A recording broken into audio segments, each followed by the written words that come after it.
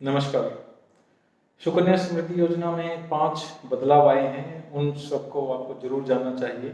ये हम जानते हैं कि बेटियों के लिए सरकार की लोकप्रिय स्कीम सुकन्या समृद्धि योजना है और उसमें कुछ बदलाव आए हैं। इसमें कुछ नियमों को हटाया गया है तो उनकी जगह कुछ नए नियम लाए गए हैं। ये नियम नोटिफ़ाई हो चुके हैं। वैसे तो स्कीम में कोई बहुत बड़ा बदलाव नहीं है, लेकिन जो भी छोटे बदलाव हैं, उनको जान लेना अच्छा है। और यहाँ हम स्कीम में हुए ऐसे बदलावों के बारे में, जो 5 बदलाव हैं उनके बारे में बात करते हैं।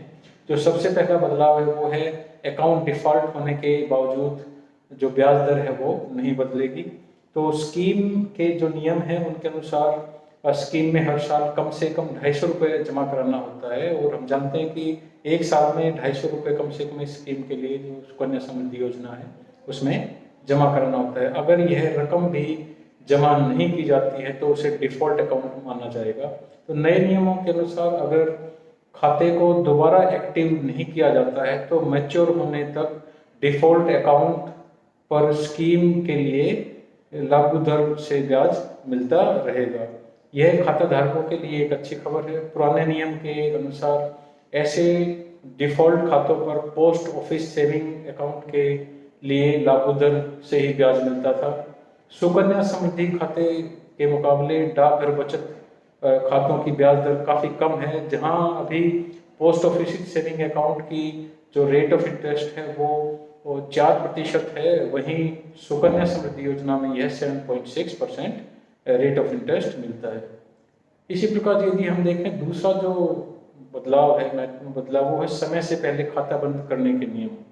स्कीम में नए नियमों के अनुसार बेटी की मौत की स्थिति में या अनुकंपा के आधार पर सुकन्या समृद्धि योजना में जो समय से पहले बंद करने की इजाज़त दी गई थी इस स्कीम को, लेकिन अनुकंपा में खाता धारक की जानलेवा बीमारी का इलाज या अभिभावक की मौत जैसी स्थितियां शामिल हैं। तो स्कीम के पुराने नियम के अनुसार खाते को 2 स्थितियों में बंद किया जा सकता था। पहला बेटी की मौत पर और दूसरा उसके रहने का पता बदलने की स्थिति में यह संभव हो पाता था, लेकिन अब यह तीसरी स्थिति भी बता दी गई है। इस तीसरी कंडीशन में भी बदला जा सकता है। एक और जो बदलाव है वो है खाता चलाने की स्थिति। नए नियमों के अनुसार जब बेटी 18 साल की नहीं हो जाती तब तक उसे खाता ऑपरेट करने की मंजूरी नहीं दी जाएगी। पुराने नियमों में उसे 10 साल में ऐसा करने की इजाज़त थी। अब जो नए नियम आ गए हैं उनके अनुसार खाता धारकों में 18 खाता धारक के जो बेटी है वो 18 साल की हो जाने पर अभिभावक खाते को ऑपरेट करेंगे 18 साल तक हो जाने पर। और बेटी के 18 साल का होने पर उसे बैंक, पोस्ट ऑफिस में आवश्यक दस्तावेज जमा कराने होंगे जहां यह खाता खुला हुआ है। जो चौथा बदलाव है वो है 2 बेटियों से ज़्यादा के मामले में खाता खोलने के नियम। तो इस स्कीम में हम जानते हैं कि 2 बेटियों के लिए खाता खुलवाया जा सकता है। हालांकि एक बेटी के जन्म के बाद यदि 2 जुड़वा बेटी हो जाती हैं तो उन सभी के लिए खाता खुल सकता है। नए नियमों के अनुसार अगर 2 से ज़्यादा बेटियों का खाता खुलना है तो जन्म प्रमाण पत्र के साथ एफिडेविट भी जमा कराना पड़ेगा। पुराने नियमों में अभिभावक को केवल मेडिकल सर्टिफिकेट जमा कराने की ज़रूरत पड़ती थी।